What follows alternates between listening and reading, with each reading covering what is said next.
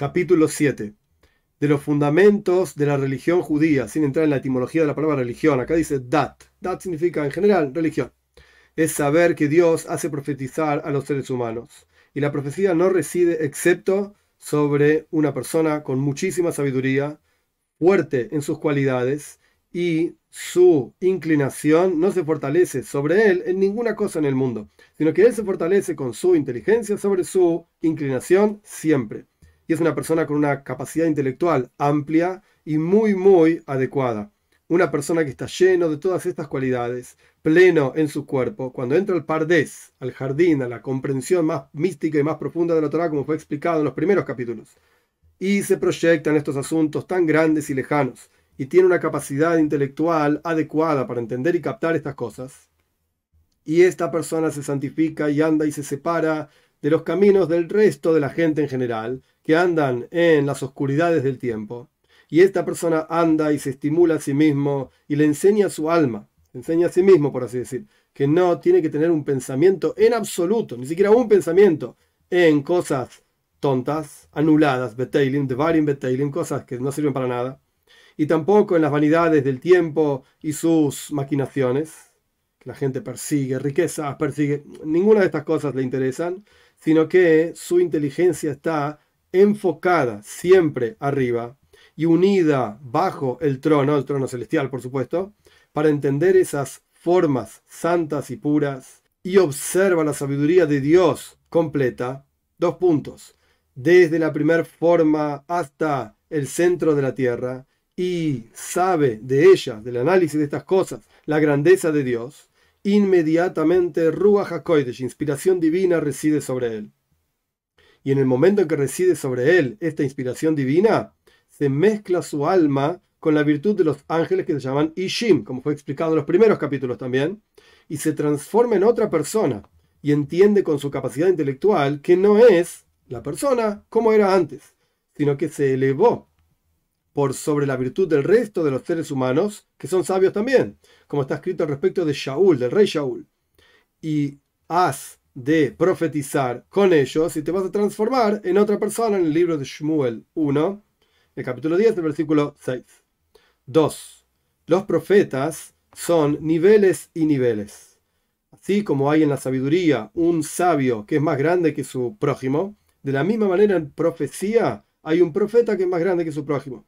Y todos no ven la visión profética sino en un sueño, en una visión nocturna o durante el día, después de que cae sobre ellos un sopor muy grande, un sueño muy grande, como está escrito: en visión hacia él me haré saber, me haré conocer, dice Dios, en un sueño hablaré con él. Y todos, cuando profetizan, sus miembros se estremecen y tiemblan, y la fuerza de su cuerpo se debilita, y se confunden y quedan arrebatados intelectualmente hablando, y queda, en este sentido, la inteligencia enfocada y libre para entender lo que van a ver. Como está escrito respecto de Abraham: he aquí, un temor y una oscuridad muy grande caía sobre él. Y como está escrito respecto de Daniel: y mi ser se transformó sobre mí como algo que me destruyó por completo, y no pude contener mi propia fuerza. 3. Las cuestiones que le indican, le muestran al profeta en la visión profética son todas en forma de ejemplo que se las muestran. E inmediatamente se fija en su corazón la explicación del ejemplo en la visión profética y sabe a qué se refiere.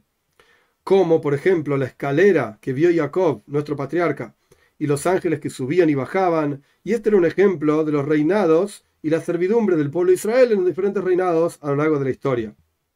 Y como los animales, entre comillas, que vio Yehezkel, y la olla tan hirviendo, y el palo con almendras que vio Irmiau, y el escrito, la Megilá, el escrito que vio Yehezkel, y la medida de Eifa que vio Zeharia, diferentes profetas con diferentes visiones proféticas, y así también el resto de los profetas. Hay de ellos que cuentan, relatan los profetas el ejemplo y su explicación, como estos mencionados, y hay de ellos profetas que dicen solamente la explicación, y a veces solamente dicen el ejemplo, sin la explicación, como algunas de las palabras de Yehezkel y Zeharia, y todas son ejemplo y son en forma de adivinanza que profetizan. 4. Todos los profetas no profetizan en cualquier momento en que quieran, sino que enfocan su capacidad intelectual y se sientan alegres y con buen corazón y están aislados, retirados, por así decir. Porque la profecía no reside cuando la persona está triste y no cuando la persona está deprimida, sino con alegría. Y por lo tanto, los hijos de los profetas, o sea, los estudiantes de profetas, frente a ellos siempre había un arpa y una pandereta y una flauta y una lira, y ellos siempre estaban buscando profecía. Y por eso está escrito, y ellos están profetizando. Es decir, explica el Rambam, están andando en el camino de la profecía hasta que profeticen. Como quien dice, fulano está creciendo. ¿Ok? Está andando en el camino del crecimiento para crecer. 5. Aquellos que buscan la profecía son los que se llaman Bnei Nevi'im, hijos de los profetas, o sea, estudiantes de profetas. Y a pesar de que enfocan sus intelectos, puede ser que resida la presencia de Dios, Shejinah, sobre ellos, y puede ser que no resida. 6. Todas las cosas que dijimos son el camino de la profecía para todos los profetas, los primeros y los últimos, excepto Moshe Rabbeinu, que es el rabino, por así decir, de todos los profetas, el maestro de todos los profetas. ¿Y qué diferencia hay entre la profecía de Moshe y el resto de los profetas?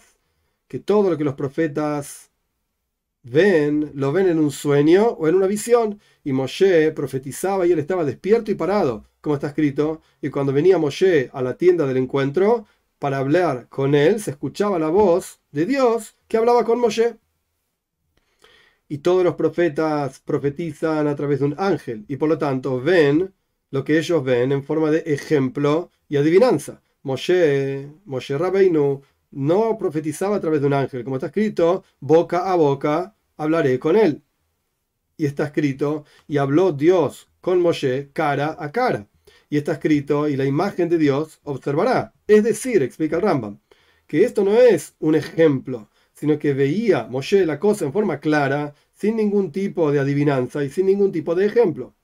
Y por eso la Torá testifica sobre Moshe que observaba y no con adivinanzas, que no profetizaba en forma de adivinanzas, sino en forma de visión, que veía la cosa en forma clara.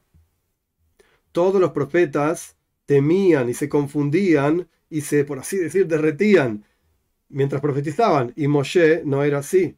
Por eso el versículo dice, así como habla una persona con su prójimo, es decir, explica el Rambam, no hay una persona que se confunda al escuchar las palabras de su prójimo y termine en el piso, por así decir, epiléptico, de la misma manera tenía fuerza en la inteligencia de Moshe, nuestro Rebbe, para entender las palabras de la profecía, y él estaba parado, pleno, completo, como escuchándolo a Dios. Todos los profetas no profetizan en cualquier momento que querían. Moshe no es así, sino todo momento que deseaba el Espíritu de Dios, Ruach HaKodesh, el Espíritu Santo, lo vestía y la profecía residía sobre él. Y no necesitaba enfocar su inteligencia, su cabeza y prepararse para esto, porque él siempre estaba preparado y listo y parado como los ángeles que sirven a Dios. Por lo tanto, profetizaba en cualquier momento. Como está escrito, párense, dijo Moshe, y voy a escuchar qué va a indicar Dios para ustedes. Y con esto le prometió Dios, como está escrito, anda, le dijo Dios a Moshe, y dile a ellos, retornen ustedes a sus tiendas, y tú, párate aquí conmigo.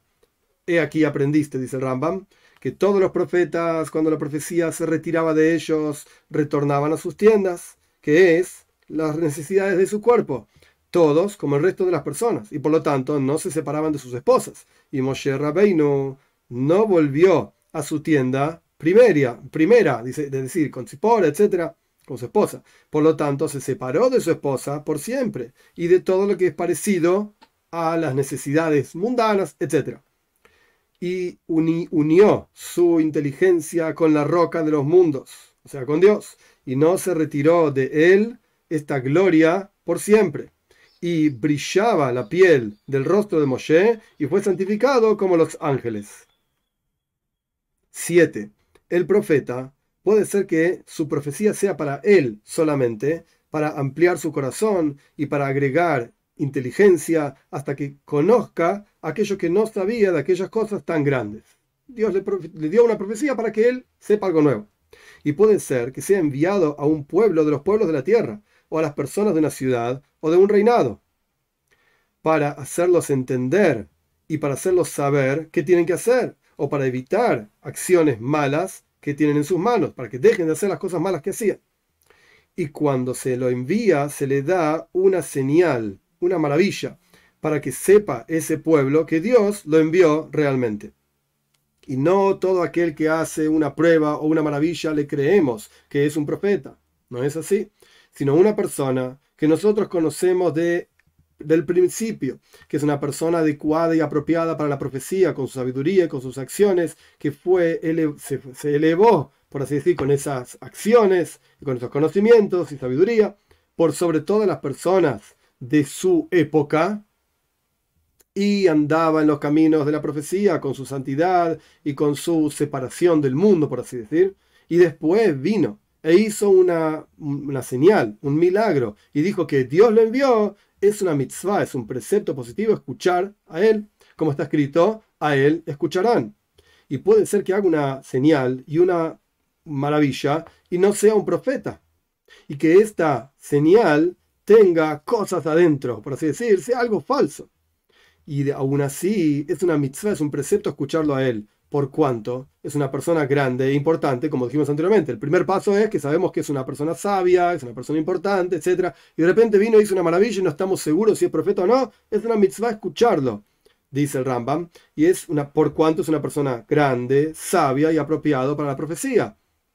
Entonces, vamos a sostenerlo en su hazaka. Vamos a asumir, hazaka significa asumir, que esta persona es efectivamente un profeta. Porque así fuimos mandados.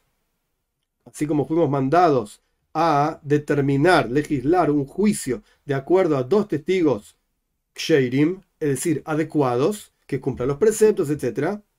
Y a pesar de que pueden ser que testificaron en falso, por cuanto son dos personas ksherim apropiadas, adecuadas, que los conocemos de antes, entonces nosotros sostenemos que ellos efectivamente son gente apropiada y lo que ellos dicen es verdad. Y con estas cuestiones y similares a esto se está escrito: los secretos son para Dios nuestro Señor y las cosas reveladas son para nosotros y nuestros hijos. Y está escrito porque el hombre ve a los ojos y Dios ve al corazón.